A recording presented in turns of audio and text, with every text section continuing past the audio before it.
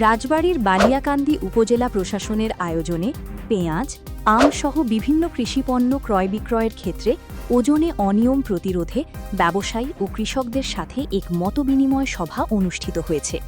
সোমবার ৪ মে সকালে উপজেলা পরিষদ অডিটোরিয়াম হলরুমে অনুষ্ঠিত এই সভায় সভাপতিত্ব করেন উপজেলা নির্বাহী অফিসার চৌধুরী মোস্তাফিজুর রহমান।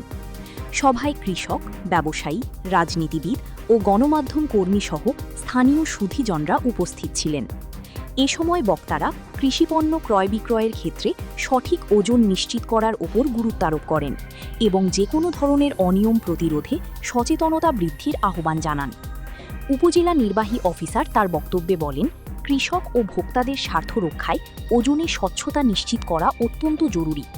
এ লক্ষ্যে নিয়মিত বাজার তদারকি জোরদার করা হবে এবং কোনো ধরনের অনিয়ম প্রমাণিত হলে সংশ্লিষ্টদের বিরুদ্ধে আইনানুগ ব্যবস্থা গ্রহণ করা হবে। মতবিনিময় সভায় অংশগ্রহণকারীরা তাদের বিভিন্ন মতামত ও সমস্যার কথা তুলে ধরেন এবং সেগুলোর সমাধানে উপজেলা প্রশাসনের সহযোগিতা কামনা করেন।